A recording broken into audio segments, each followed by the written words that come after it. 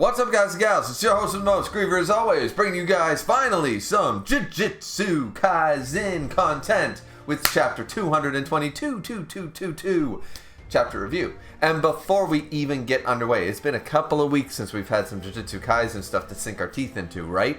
Right before we get underway, I have basically 3 points to bring up really quick about this chapter. Number one, I really like the chapter. The chapter's fine. I like it. That leads us into point number two, is the fact that I didn't understand a lot of it, okay? I'm not going to lie. Is that my poor reading comprehension?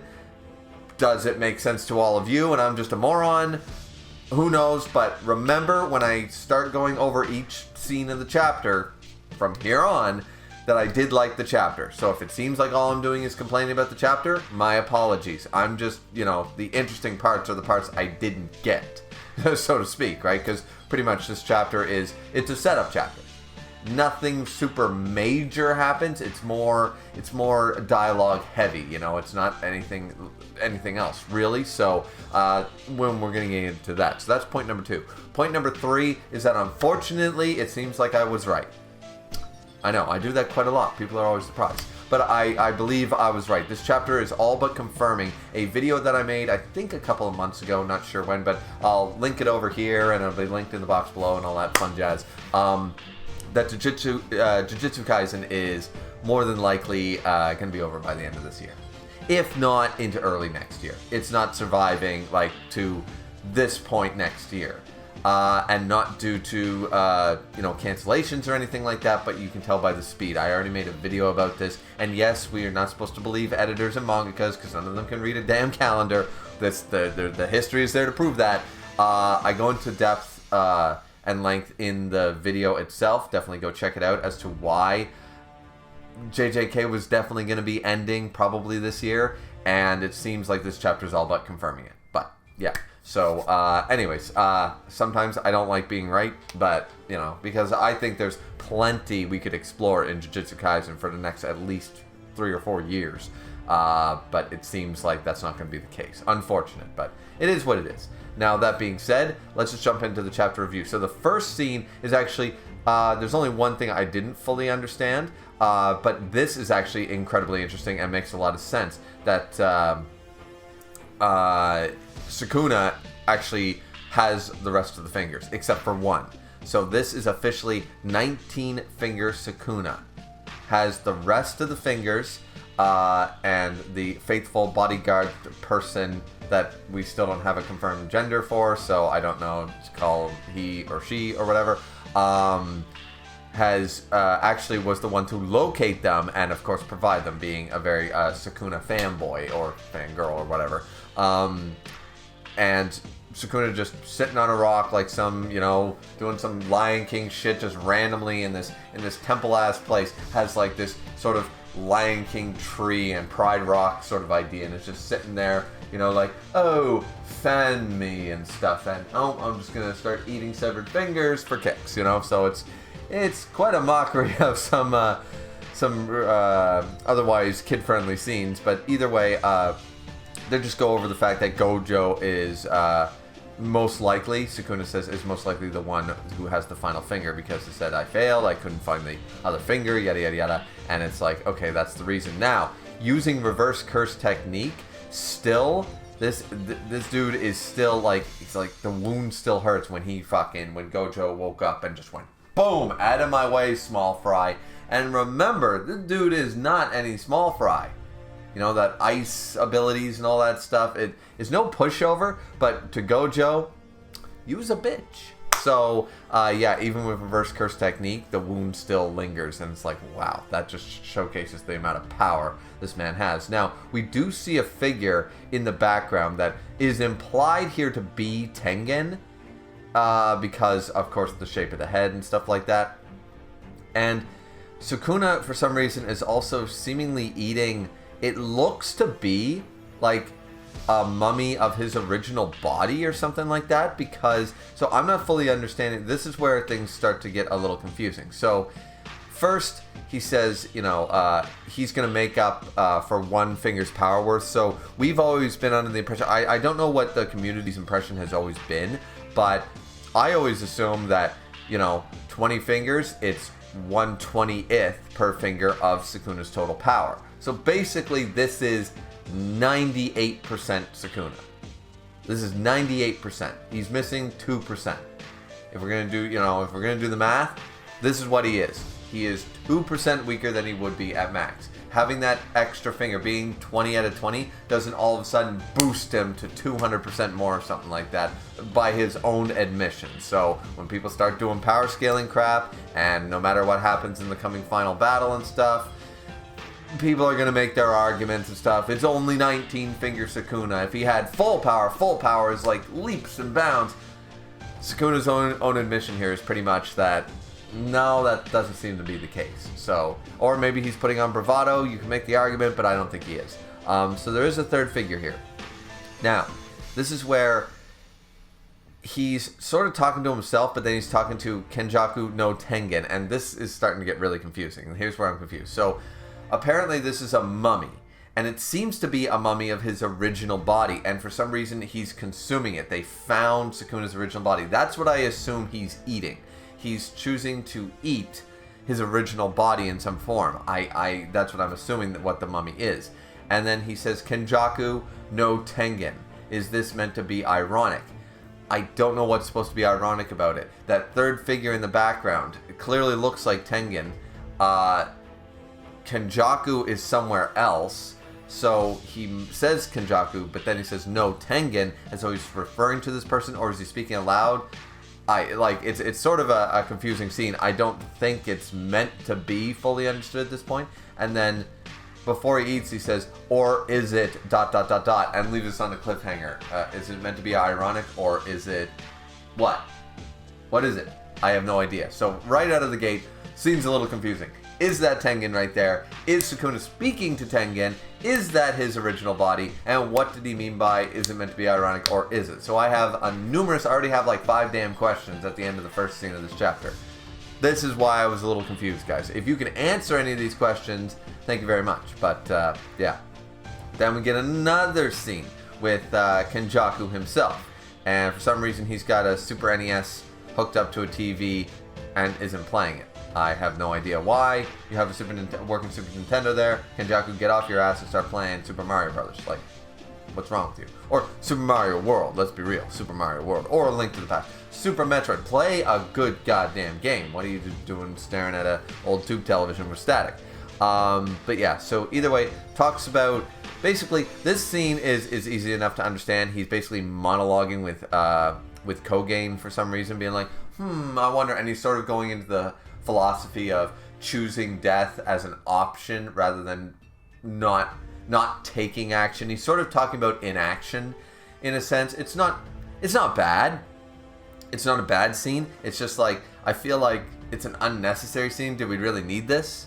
Like, we already know what Kenjaku's sort of all about. He's a little bit of a... People always sort of compared him to like an Aizen from Bleach and stuff like that, but I think he's more of a Joker from Batman. He's more of a lover of chaos, an agent of chaos, if you will. He's just doing shit and see what the hell the end result is. Doing shit because he can and wants to know what the outcome's going to be, and to surprise himself pretty much. He's almost bored in a sense, and he wants fireworks and to see what happens when we light this one and that one, and what's new, you know, sort of idea. He's always looking for something new and exciting.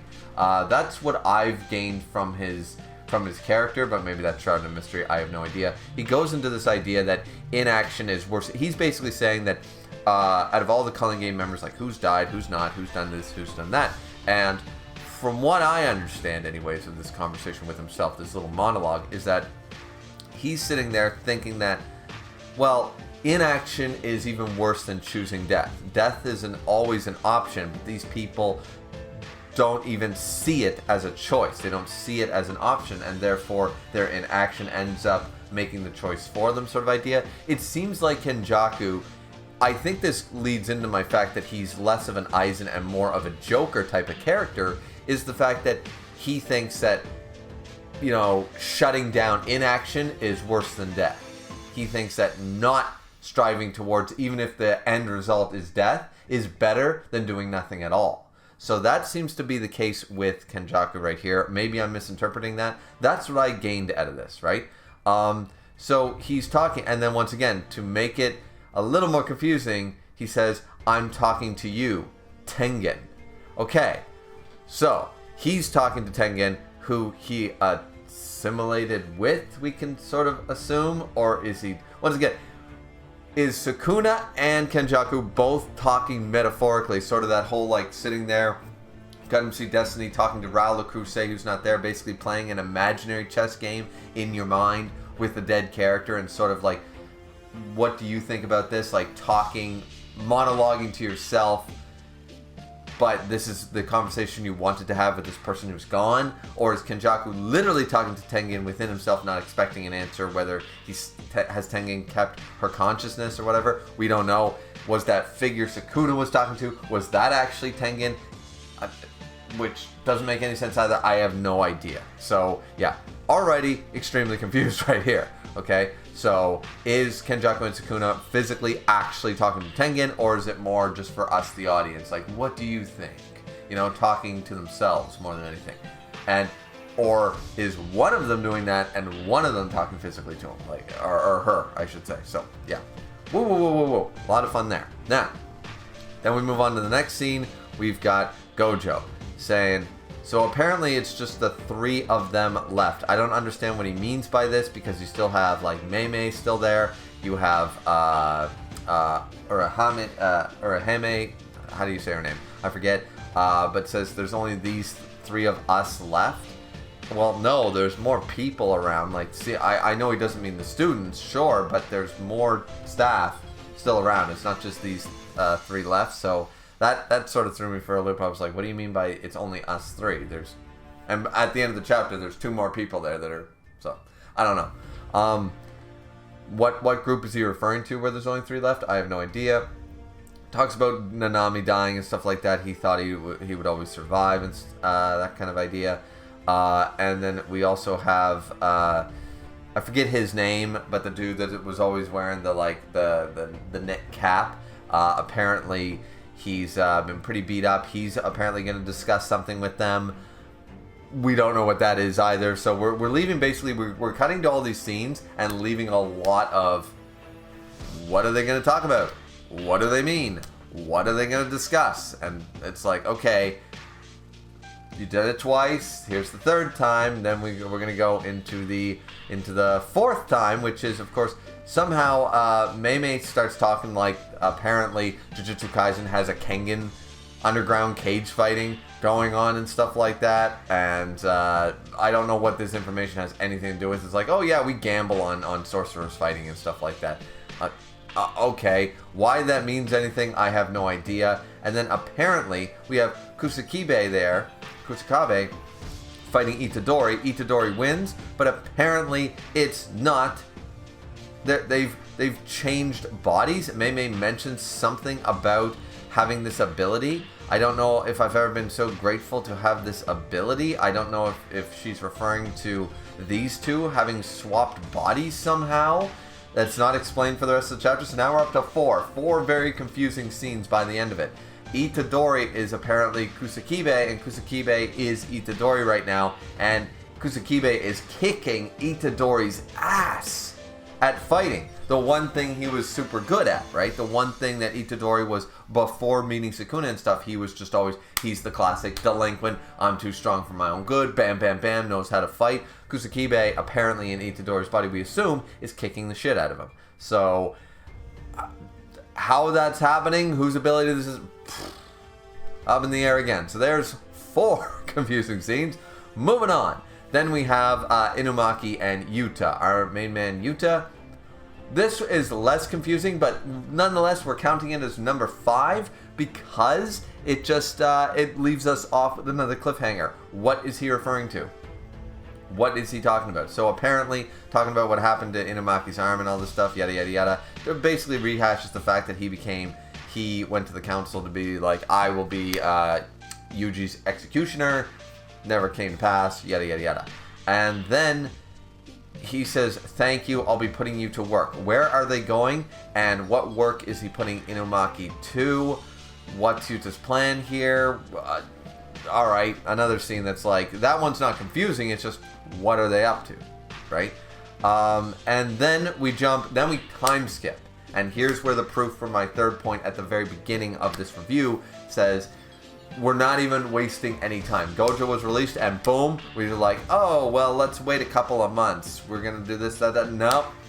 Time skip, boom, it's been a couple months. We're on Christmas Eve, right here in Shinjuku. So, alrighty then. So, time skip time. We're going to start the final battle. Okay, yeah. JJK is trying to wrap itself up. Now, this is where Kenjaku says he's going to hunt down the rest of the Culling Game players while Gojo and Sukuna have their fight.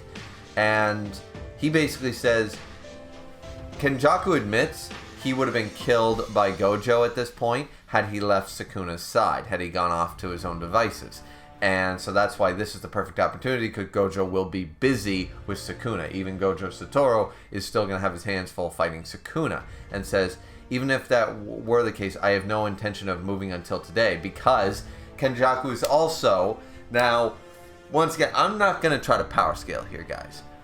I'm going to try my best not to sound condescending here. But Kenjaku basically says, even if Gojo was out of the picture, pretty much, he says, even if that were not the case, I have no intention of making a move until today, because the heavy hitters, showcasing Maki, Hikari, and Yuta, just saying, he mentioned that they are the heavy hitters, and they are not going to be following him during this fight. If Gojo Satoru happens to lose against Sukuna, the only opening they have to beat Sukuna is right after that fight, because even if Gojo loses, the idea is that Sukuna is going to be heavily damaged, heavily weakened, maybe on the brink of death himself, and they're going to send in the strongest heavy hitters, being, once again, Maki, Yuta, and Hikari, are going to be right there watching it happen,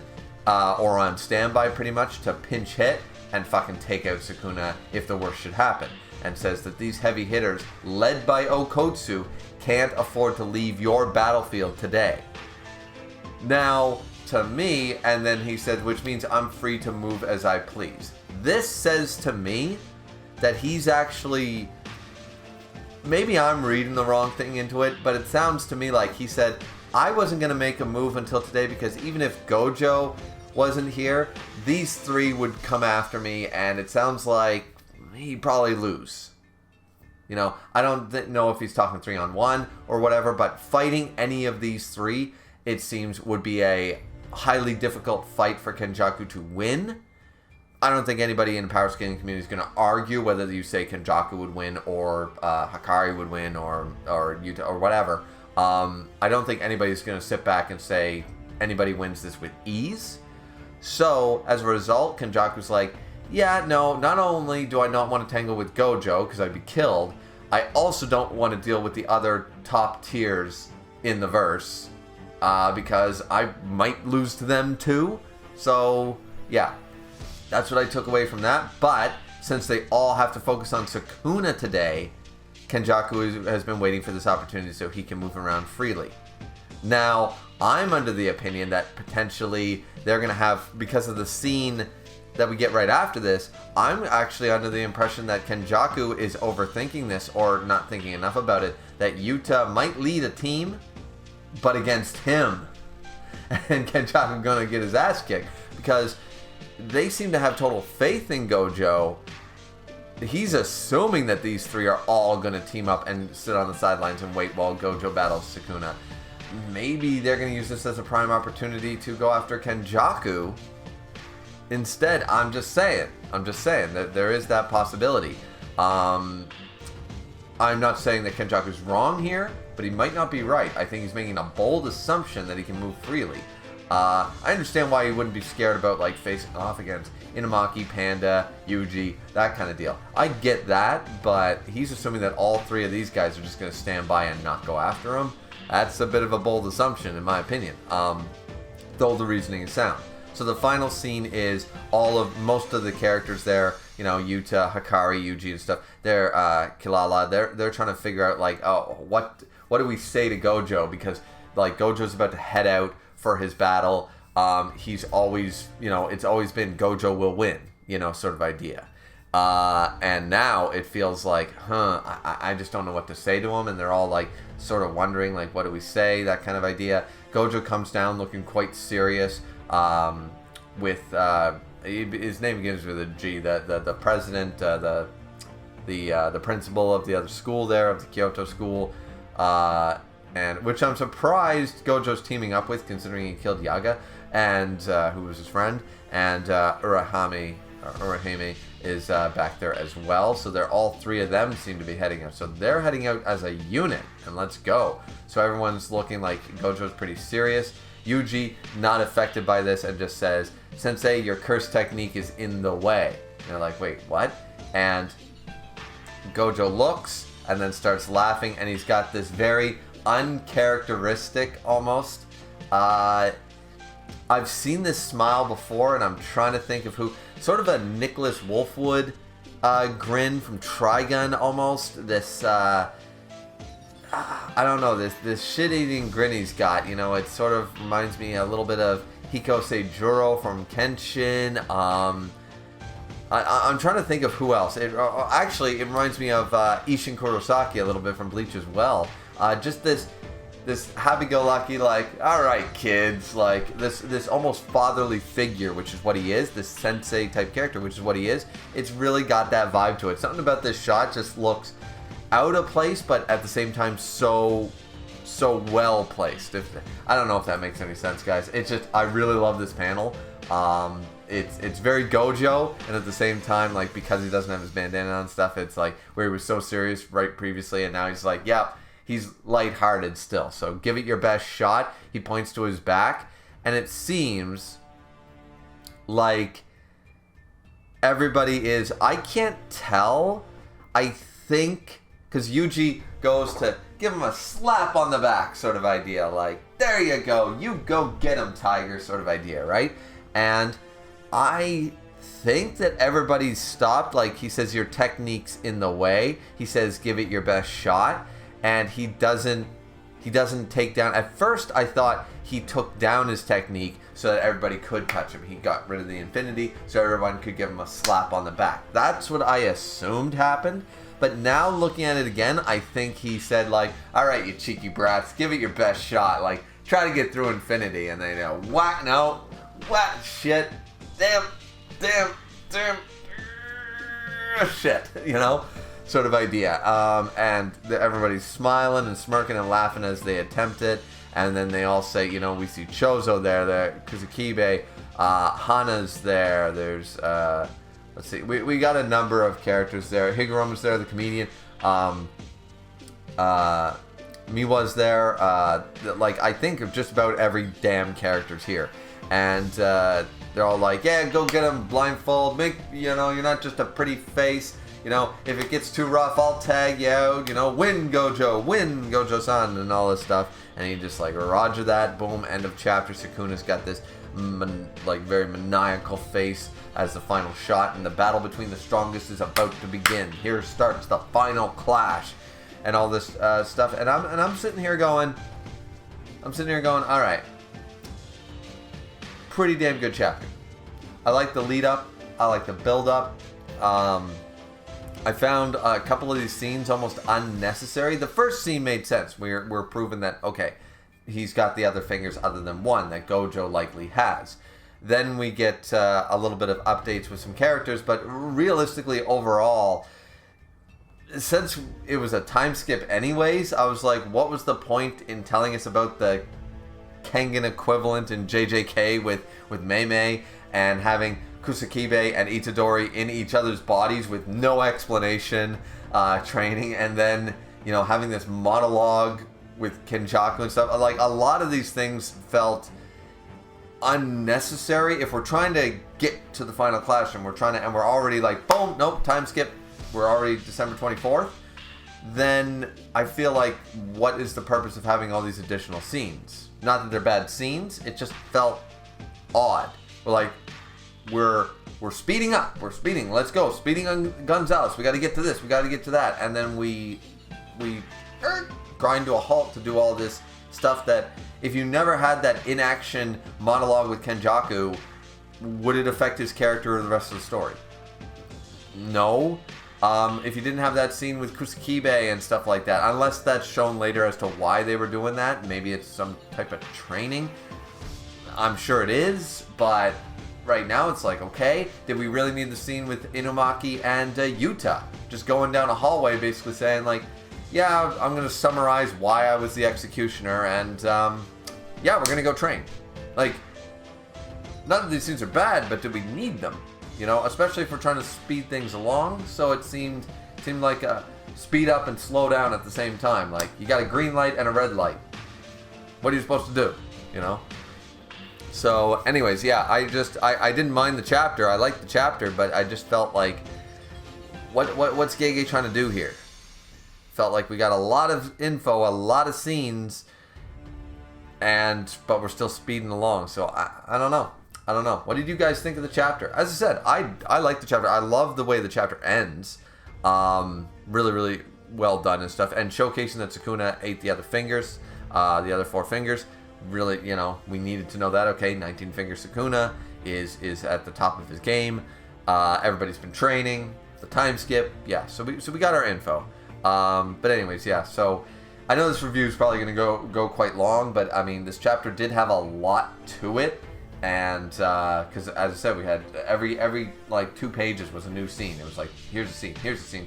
I think there was 6 or 7 scenes in this chapter alone, and a lot of them are dialogue heavy, or have some meaning to them. So anyways, yeah, so that's the review. Hope you guys enjoyed. Like, comment, and subscribe. We'll be back here for some more Jujutsu Kaisen content now that we're back in business. I'm looking forward to 223. I think 223 is gonna go off. This was more of a build-up, setup chapter, you know, that kind of idea, showcasing a little bit of scenes that we're probably gonna understand later.